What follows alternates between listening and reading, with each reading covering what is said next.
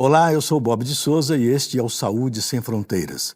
Neste episódio, nós vamos falar sobre a atenção à saúde de dependentes químicos. Entre outros temas, nós vamos discutir a política de drogas adotada em Portugal. Por isso, o nosso convidado de hoje é o Dr. João Goulão.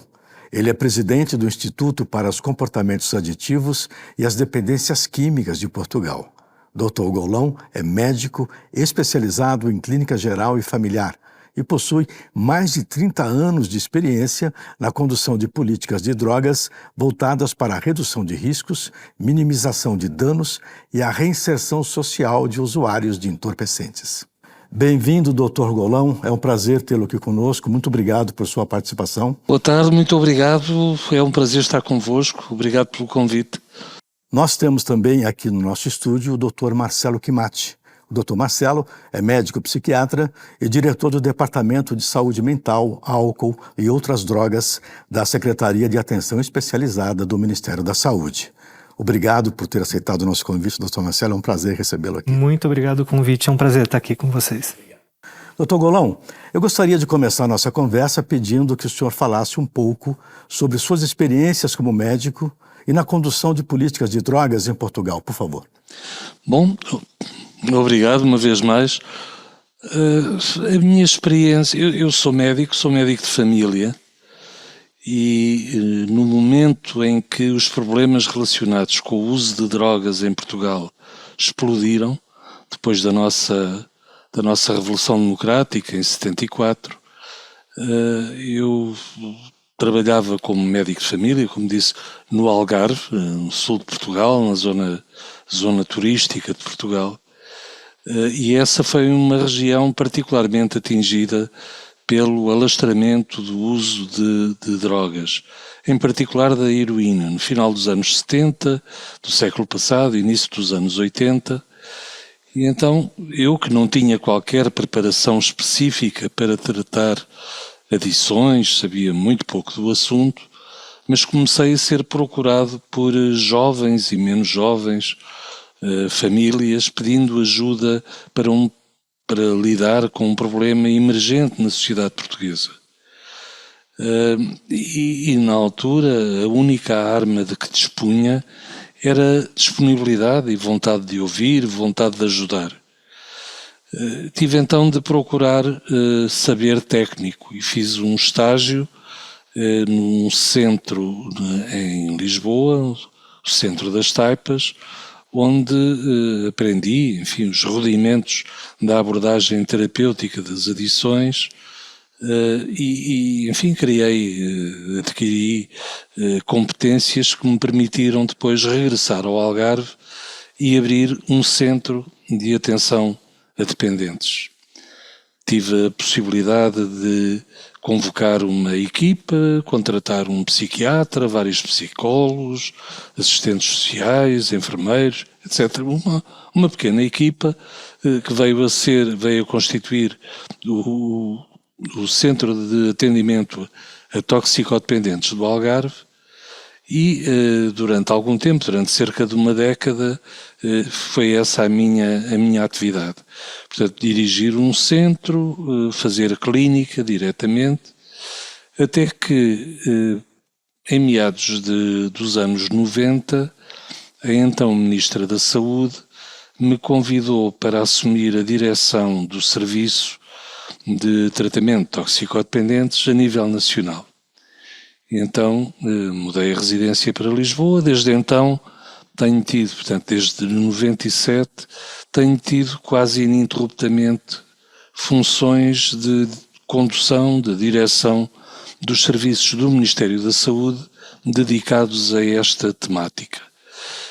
Fui presidente do SPTT, que era um serviço quase exclusivamente de tratamento, Serviço de Prevenção e Tratamento da Toxicodependência, depois do IDT, no Instituto da Droga e da Toxicodependência.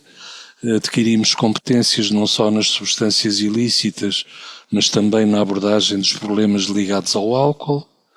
Mais tarde tivemos o CICAD, que era uma direção-geral que alargou também o escopo da sua intervenção a problemas sem substância, como seja o jogo, a dinheiro ou sem ser a dinheiro, a dependência dos ecrãs, o que ganhou uma particular importância nos últimos anos, sobretudo a partir da pandemia, e atualmente dirijo o ICAD.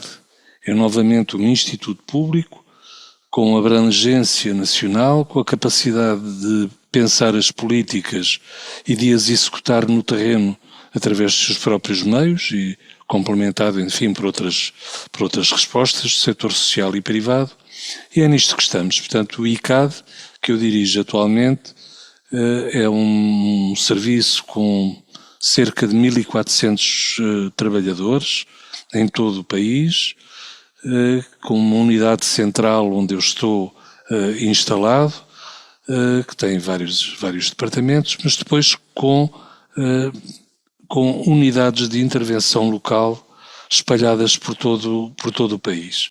Perfeito, doutor. Por que Portugal se tornou uma referência mundial no atendimento aos dependentes químicos? Bom, eu creio que a parte mais conhecida da política portuguesa, e muitas vezes quando se fala da política portuguesa sobre drogas, refere-se exclusivamente a esta componente, é a da descriminalização. Nós fomos, de alguma forma, pioneiros ao descriminalizar o uso e posse para uso pessoal de todas as substâncias, o que aconteceu no ano 2000, na sequência da aprovação da primeira Estratégia Nacional de Luta contra a Droga. A componente de descriminalização, do meu ponto de vista, é muito importante porque introduziu coerência num sistema que se baseia na ideia de que o uso, sobretudo o uso problemático de drogas, é sobretudo um problema de saúde, muito mais do que um problema de justiça ou um problema de polícias. A grande máxima que informa a nossa política é de que é preferível prevenir a tratar e de que é preferível tratar a punir. Portanto, é neste gradiente de intervenções que nos situamos, mas importa dizer que a descriminalização por si só não é mágica, não é a bala de prata que resolve todos os problemas. Ela só é eficiente, só é eficaz se dispusermos de um conjunto de dispositivos, nomeadamente na área da saúde, oferta de tratamento facilmente acessível, tendencialmente gratuito, a todos aqueles que dele necessitam, complementado por uma política de redução de riscos e minimização de danos. É um conjunto de medidas que visam proporcionar às pessoas que usam drogas uma melhor esperança de vida e uma melhor qualidade de vida. Não é de forma nenhuma contemporizar com o uso, mas é sim proporcionar àqueles que ainda mantêm um determinado estilo de vida condições para que esse estilo de vida envolva o mínimo risco possível. E, portanto, é o conjunto destas intervenções, também complementado por intervenção de redução da oferta, essa a cargo das forças policiais e aduaneiras. É com este conjunto de políticas que temos tido resultados, que eu diria, muito significativos no enfrentamento destes problemas das drogas, que, como disse no início, explodiram no final dos anos 70. Tivemos uma situação verdadeiramente dramática, sobretudo relacionada com o uso de heroína, nos anos 80 e 90. Nós chegámos a ter 1% da população portuguesa a utilizar heroína, sobretudo por via injetável, com todas as consequências que isso teve. Não nos esqueçamos da SIDA, da AIDS, que apareceu no início dos anos 80, que devastou uma geração inteira de portugueses, e outras consequências como mortes por overdose, enfim, uma série de impactos muito negativos na sociedade portuguesa. Reagimos, sobretudo, através do desenvolvimento de respostas na área da saúde e do social, muito mais do que das respostas de combate ao pequeno tráfico, combate ao grande tráfico, ao tráfico de larga escala sempre foi uma prioridade e continua a ser, mas aquele pequeno tráfico praticado sobretudo pelas vítimas da dependência não é propriamente o foco da nossa intervenção hoje em dia. Obrigado, doutor. Doutor Marcelo, essa política de drogas de Portugal já vem sendo observada pelos profissionais de saúde brasileiros há bastante tempo, não é? Sim, principalmente em relação à longevidade que essa política está sendo desenvolvida, né? O Dr. Golan estava falando a partir de 2000, né, que teve essa descriminalização e esse programa de acesso progressivo a cuidado, ações de redução de danos, ações preventivas, né, em relação ao uso de drogas. E esse conjunto de ações, né, atuando de uma forma bem articulada, dentro de uma perspectiva de acesso universal e dentro de uma perspectiva de um sistema de saúde que lhe dá acesso pleno à população, eles foram de fato grandes inspiradores para uma política que vem sendo desenvolvida na área do cuidado, prevenção e da redução de danos no Brasil desde 2002, né, que a gente teve a primeira portaria que criou, né, serviços de saúde mental específicos para usuários de álcool e outras drogas. E tem alguns dados que dentro dessa longevidade dessa política que é desenvolvida em Portugal, eles são bastante significativos. O primeiro é que na medida em que o tempo passa, né, é uma política que ela ganha consistência e com esse tempo de implantação e desenvolvimento, já existem alguns dados que eles são muito úteis para o desenvolvimento de uma política brasileira. Por exemplo, que ao longo desses últimos 25 anos, ainda que tenha tido essa descriminalização associada, como o Dr. Golan fala, ao desenvolvimento de várias ações ligadas à saúde pública dentro de um sistema universal de acesso pleno, a gente não encontra em Portugal um aumento do número de usuários de drogas e uma melhora significativa em relação aos impactos, por exemplo, de diminuição de óbitos relacionados à overdose e de vários outros impactos sociais que são relacionados ao uso de drogas. Então, sim, a política de cuidado aos usuários de álcool e outras drogas em Portugal, ela tem vários elementos que eles são observados pela política brasileira, inclusive salientar que representantes do governo brasileiro, ao início do ano, fizeram uma visita técnica a Portugal para conhecer e entender melhor o funcionamento desse sistema, envolvendo não só o Ministério da Saúde, mas o Ministério da Justiça.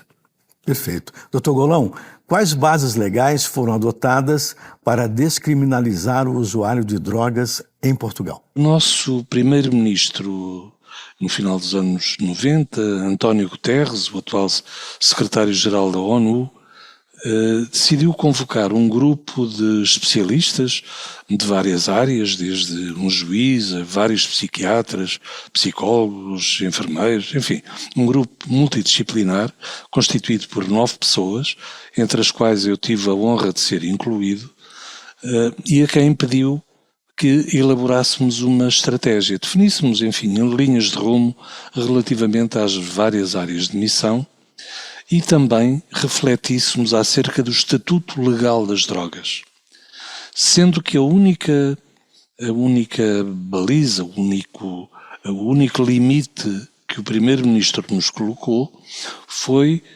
mais ou menos assim: meus senhores, minhas senhoras, podem propor aquilo que entenderem, mas o modelo o enquadramento legal das drogas deve adequar-se ou deve ser consentâneo com os tratados das Nações Unidas, dos quais Portugal é signatário. Tratados esses que, como sabe, impõem ou consagram um modelo proibicionista. Contudo, esses tratados, as convenções das Nações Unidas, em lado algum, definem ou exigem que o uso de drogas fora do contexto da prescrição terapêutica seja criminalizado. Diz-se que deve ser proibido, mas não se diz que deve ser criminalizado. E então aquilo que nós, enquanto proponentes de estratégia, apresentámos ao Governo foi a proposta de que o uso pessoal e a posse para uso pessoal de todas as substâncias fosse descriminalizado e passasse a ser objeto de uma contraordenação. Qualquer coisa que podemos comparar àquilo que acontece relativamente ao uso do cinto de segurança quando conduzimos. Se eu conduzir sem colocar o cinto de segurança, é uma conduta que é punida administrativamente, não é criminalmente, não há intervenção de tribunais, não há lugar a um registro criminal que vai marcar aquela pessoa para toda a vida e condicionar alguns aspectos da sua vida, como seja a obtenção de um emprego, como seja obter um empréstimo bancário. E, portanto, em relação ao uso e posse de pequenas quantidades de drogas, o que passou a acontecer, de acordo com a Lei 30 de 2000, em Portugal, é que passou a ser não um crime, mas uma contraordenação. A descriminalização foi incluída como proposta na primeira Estratégia Nacional de Luta contra a Droga. Essa estratégia foi adotada pelo Governo como um pacote completo, digamos assim, mas o assunto da descriminalização não consta dos poderes do Governo e teve que ser discutido no Parlamento, o que só aconteceu um ano depois. A estratégia foi aprovada em 1999, e a descriminalização no ano 2000. Em Portugal aconteceu que foi toda a sociedade. Classe média, classes altas, classe política, era praticamente impossível encontrar uma família portuguesa que não fosse atingida pelo uso de drogas.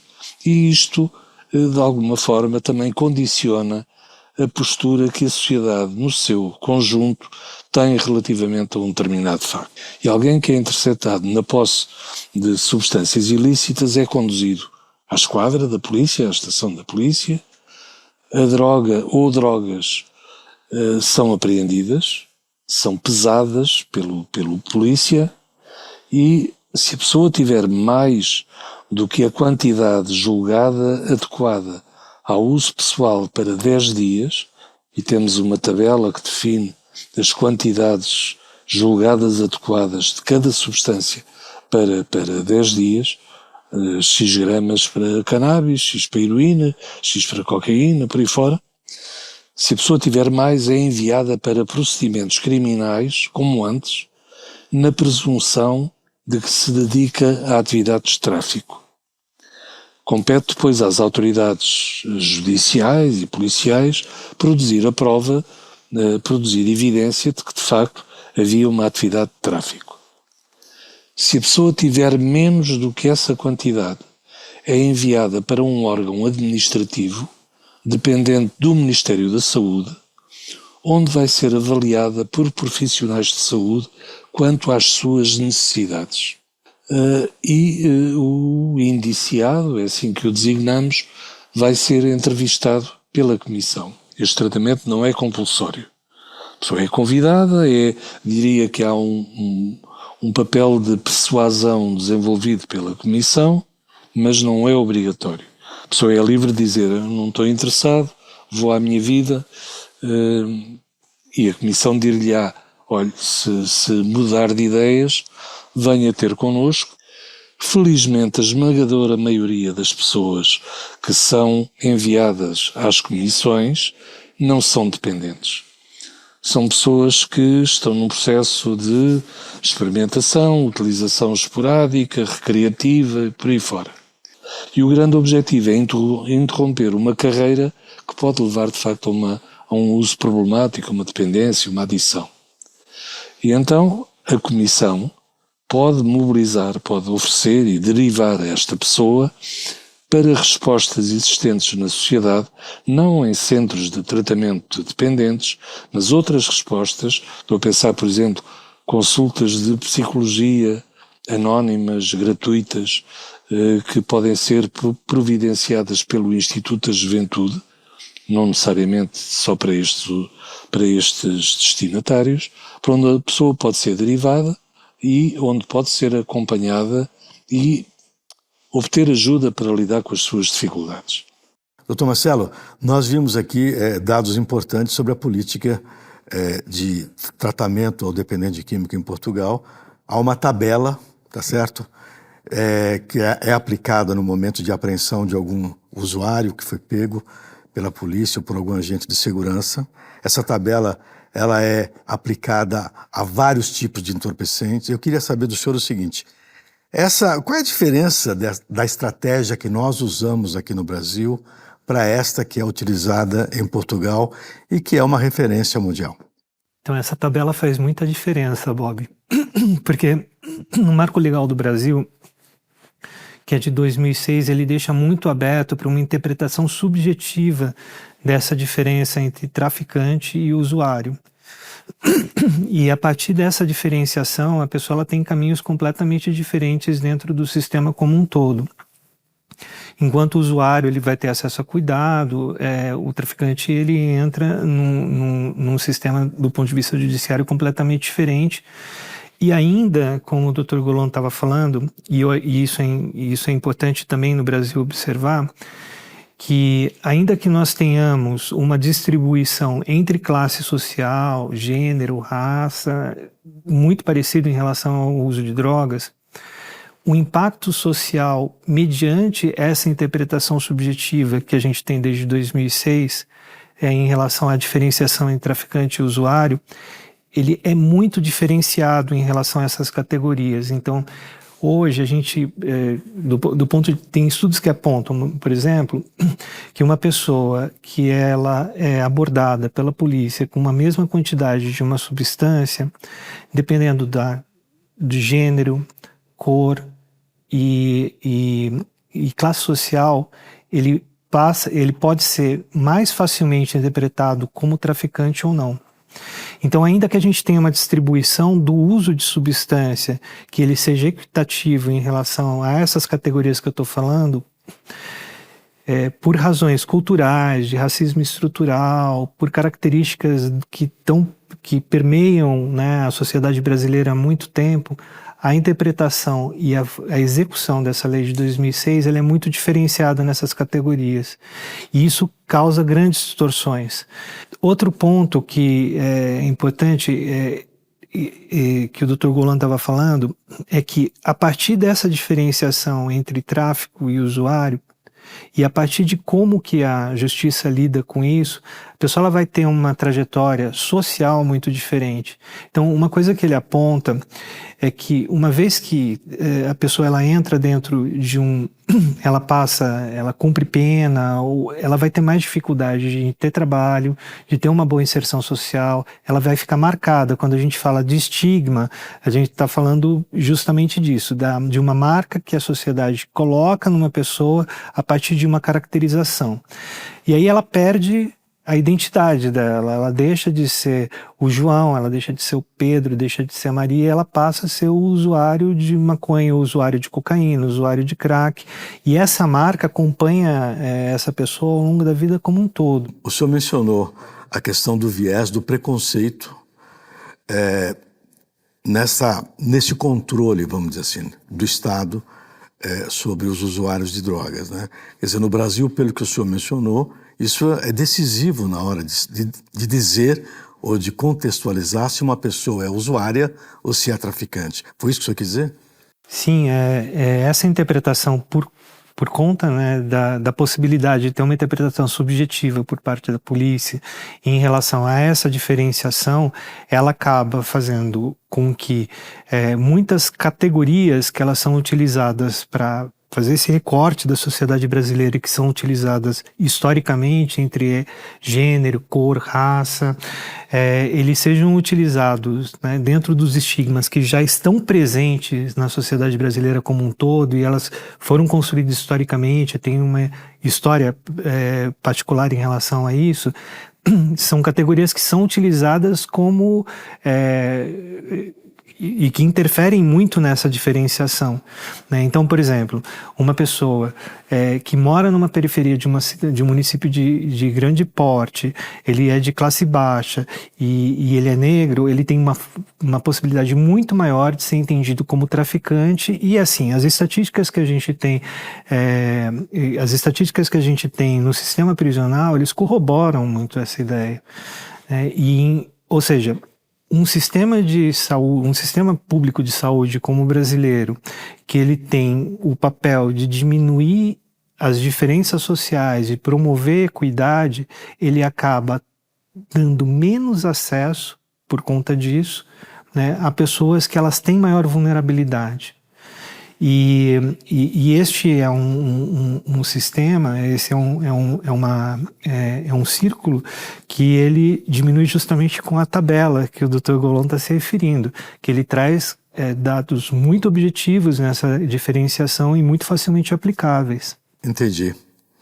Dr. Goulon, quais são as diretrizes da política de redução de danos aí em Portugal?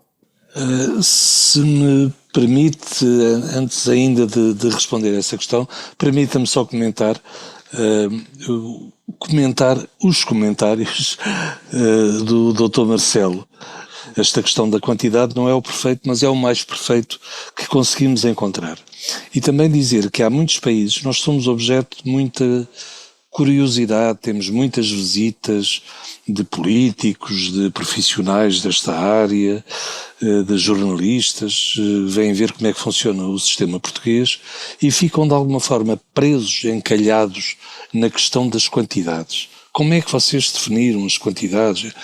Deixem-me dizer, a definição das quantidades que fazem o limite foi com uma base tão científica quanto possível, mas tem sempre uma grande dose de arbitrariedade também. Porquê 10 dias? Porque não 15? Porque não 5? Porque não um mês? Portanto, a tabela é importante, mas não pode ser o central, o problema central desta questão. Quanto à pergunta que me faz relativamente à redução de riscos e minimização de danos, é um conjunto de políticas que têm como objetivo proporcionar às pessoas que usam drogas uma melhor esperança de vida e uma melhor qualidade de vida. Há muita atuação de caráter social, proporcionar um teto a todos aqueles que dele carecem, ainda que usem drogas, e por isso temos centros de abrigo, centros de acolhimento. Integrado nas estratégias de redução de danos, temos políticas de outreach, portanto de busca ativa de pessoas no local onde elas se encontram, em locais de uso, equipas de rua que ali circulam, que educam as pessoas para um uso mais seguro ou menos arriscado, digamos assim. Temos estratégias como o drug checking, ou seja, a possibilidade de o usuário fazer testar o produto que vai consumir antes de o fazer, para saber o que é que está efetivamente naquele produto, qual a substância ou substâncias que estão presentes. Temos mais recentemente ainda, temos espaços de consumo vigiado, onde é possível injetar ou fumar drogas num ambiente seguro, vigiado por profissionais de saúde, nomeadamente enfermeiros, que têm a capacidade de intervir se ocorrer, por exemplo, uma overdose e houver necessidade de salvar aquela vida no imediato. Portanto, é este o racional das políticas de redução de danos, não é uma contemporização com o uso, é o motivar as pessoas para a mudança através de uma estratégia de passo a passo, digamos assim. Dr. Goulon, uma pergunta sobre a capacitação dos servidores da saúde aí em Portugal para o atendimento a esse dependente químico. Qual é o tipo de planejamento, qual é o tipo de ação para capacitar esses servidores? Sim, como disse no início, nós temos um serviço, um instituto público de abrangência nacional com a capacidade de prestar cuidados em todo o território nacional. Os profissionais que vão sendo recrutados passam por um processo de formação também, seja formação em exercício, seja formação específica em sala, ministrada por profissionais muito capazes que temos e com maior experiência. Perfeito. Doutor Marcelo, e aqui no Brasil, como que a gente poderia garantir um atendimento sem preconceito, sem julgamentos a esse dependente químico? Eu acho muito importante essa fala, Dr. Golan, dizendo que quando a gente fala de redução de danos, não é um processo de contemporizar o uso de drogas e nem de uma certa forma de incentivar que as pessoas façam uso de drogas. No Brasil, quando a gente discute redução de danos, isso desde 2002, existe uma parte da sociedade que entende isso como um estímulo ao uso, inclusive algumas ações dentro do próprio sistema judiciário que entendem dessa forma. E, na verdade, a redução de danos é exercer um dos princípios do Sistema Único de Saúde de dar acesso pleno às pessoas ao cuidado. É muito importante deixar isso muito claro, porque um sistema de saúde de acesso pleno e de cuidado integral, ele não pode rejeitar o cuidado a pessoas que queiram continuar fazendo uso de drogas. E ainda assim, essas pessoas elas podem ser cuidadas pelo sistema como uma forma de diminuição de agravos, o que impacta muito dentro da expectativa de vida. E a gente tem experiências como essa no Brasil de diminuição de mortalidade em função de ações de redução de danos. Mas dentro do Sistema Único de Saúde, a gente entender que a redução de danos ela é uma forma, muitas vezes, de estabelecer uma vinculação com o usuário de forma a aumentar o acesso e diminuir barreiras de acesso aos serviços de saúde mental. E a gente tem experiências, por exemplo, com os consultórios na rua e os consultórios de rua, que foram projetos que eram voltados especificamente para a redução de danos na década passada e retrasada, que foram experiências muito voltadas para a possibilidade de estabelecer vínculo com essas populações e trazê-las para dentro de serviços que eles são serviços formais, assim, como o Centro de Atenção Psicossocial. Então, o combate ao estigma, ele se dá muito pela capacidade do sistema dar acesso a essas pessoas e mudar esse circuito em que a pessoa ela é alvo de estigma, continua fazendo uso de substância, isso aumenta o estigma, diminui a inserção social. A política, ela tem que ser completa, ela tem de ter elementos de prevenção ao uso de substância, ele tem que ter ações de cuidado ao usuário de substância, tem que ter ações de redução de danos, e essas situações como um todo, e promoção de abstinência, e essas ações todas, elas são complementares, elas devem ser bem articuladas, e elas não se opõem. Existe, principalmente a partir de 2005, 2006, uma ideia de que existe uma oposição entre ações de redução de danos e ações de promoção de abstinência, o que não é verdadeiro, né? Então, no Brasil, nós ainda temos necessidade de formalizar um conjunto de ações dentro do Estado brasileiro e dentro do Sistema Único de Saúde de redução de danos como uma forma de garantir a execução de um dos princípios mais importantes do Sistema Único de Saúde, que é a garantia de acesso. Eu acho que o conjunto dessas ações, somado a uma ideia de desestigmatizar o uso de substância, ele vai diminuir as barreiras que essas pessoas têm ao sistema como um todo, vai ajudar em processos de reinserção social e reabilitação psicossocial dessas pessoas e, seguramente, a partir disso a gente consegue humanizar o cuidado. Na medida em que isso não acontece, nós temos a tendência de caracterizar as pessoas a partir da substância que elas fazem uso. E dentro de uma política humanizada de saúde mental, como a rede de atenção psicossocial ela procura desenvolver, o cuidado ele não é centrado a partir do diagnóstico e do problema ou da relação que a pessoa tem com a substância, mas o cuidado é centrado no sujeito.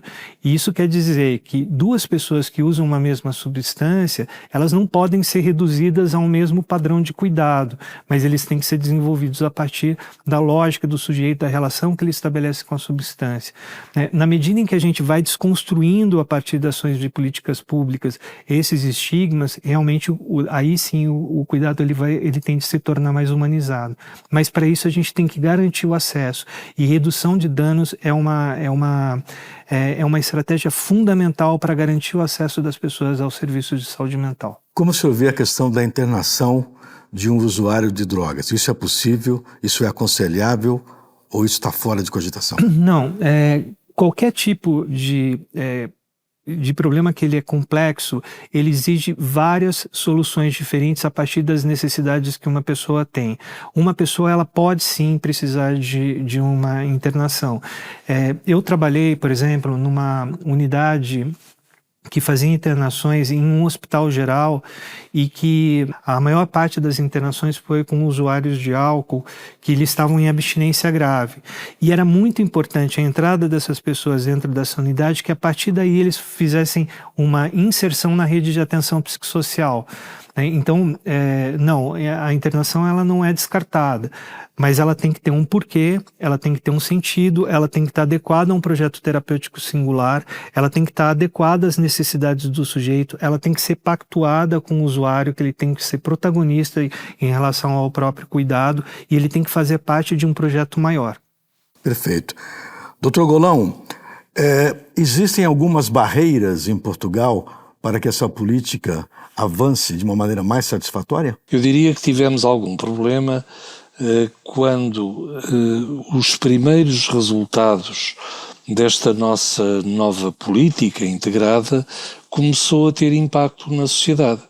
E aquilo que era, em 1997, identificado como o primeiro problema social na sociedade portuguesa, os problemas das drogas e toxicodependência, caiu vertiginosamente e chegou a situar-se em 13º ou 14º lugar em inquéritos à população.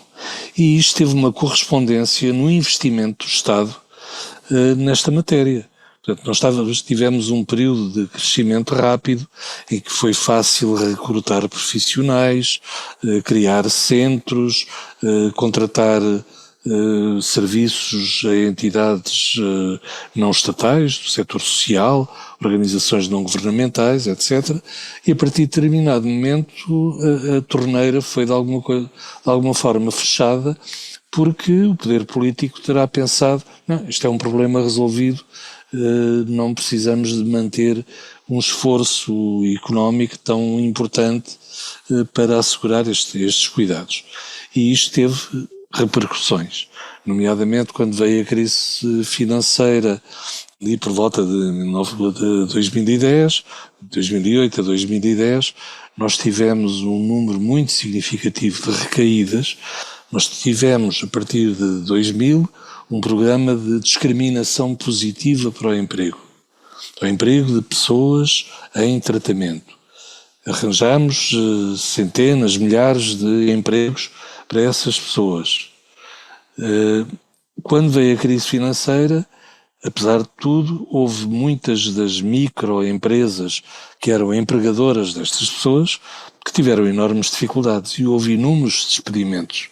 Isto foi uma situação verdadeiramente dramática. Eu diria que no desenvolvimento desta nossa política foi um período muito, muito complicado. E que nos alerta para o facto de para qualquer medida política que seja desencadeada, nós termos de ter a garantia de que há uma sustentabilidade que evita que haja de facto situações de perda muito intensa.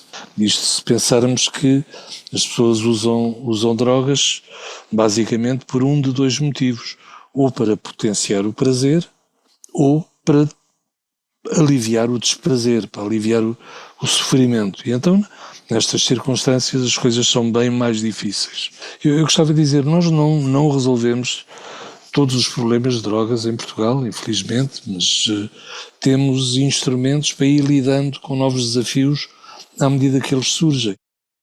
Doutor Marcelo, como é que o senhor analisa a possibilidade de nós nos inspirarmos na política de antidrogas de Portugal e implantarmos alguma coisa nova aqui no Brasil? Existe essa possibilidade ou o senhor vê vários obstáculos? Eu acho que tem dois pontos, né, dentro dessa política que está sendo apresentada e que tem uma longevidade de mais de 20 anos, que eles são muito importantes como inspiração. O primeiro é a necessidade da gente desenvolver ações que elas tenham eixos diferentes dentro da lógica de cuidado. Então, repetindo, como ações de redução de danos, elas se complementam ações de promoção de abstinência, como eles complementam ações de prevenção e como eles se complementam ações de cuidado. Todos esses eixos eles devem estar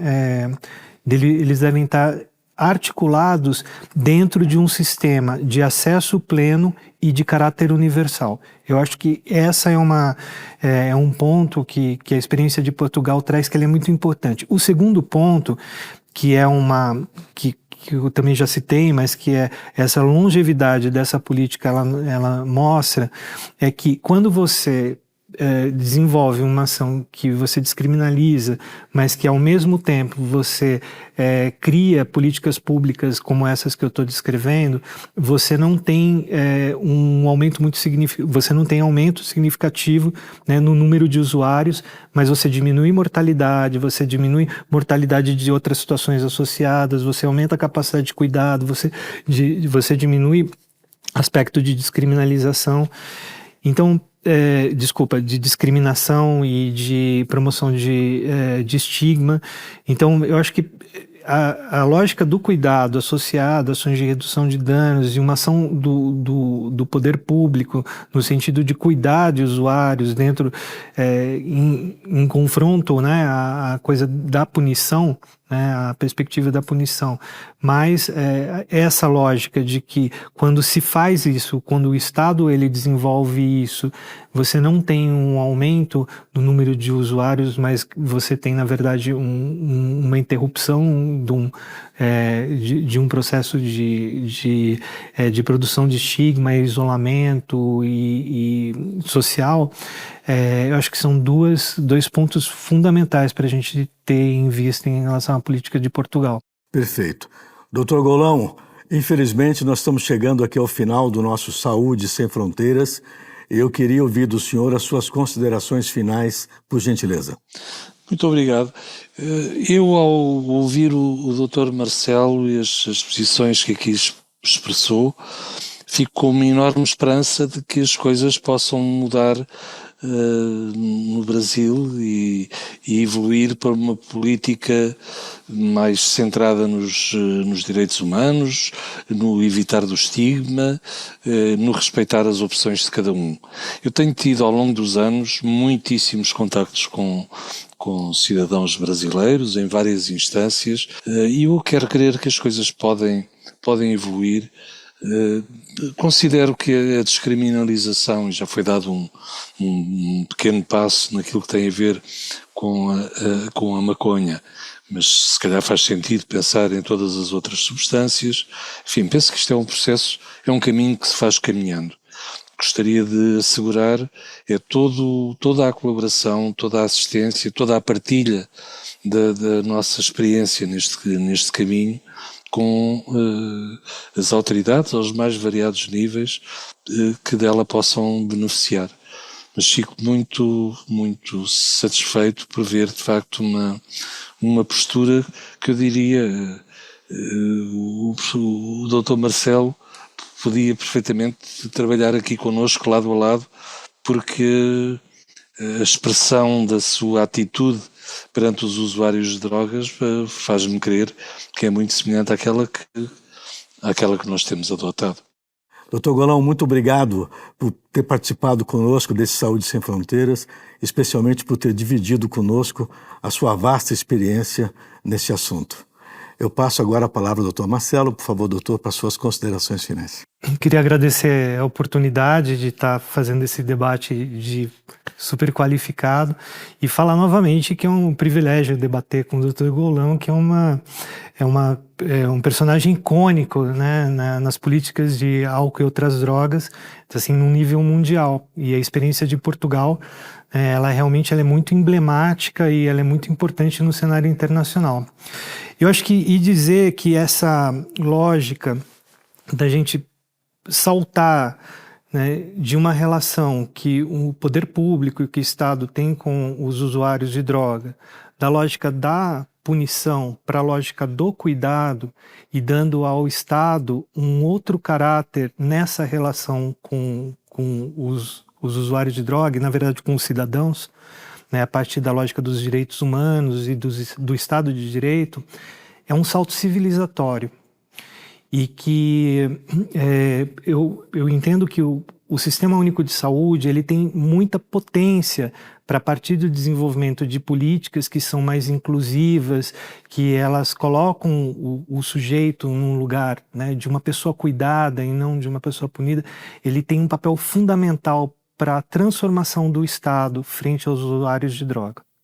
Uau! Recebemos aqui uma aula robusta de direitos humanos, de cuidado, de alteridade, de respeito recíproco. Muito obrigado, doutor Marcelo. Mais uma vez, doutor Goulão, muito obrigado por sua participação. Eu agradeço também a sua companhia. Nós ficamos por aqui e compartilhe esse conteúdo com seus colegas de trabalho. A quebra de paradigmas na atenção à saúde de dependentes químicos passa pelo debate franco e constante. Até o próximo Saúde Sem Fronteiras.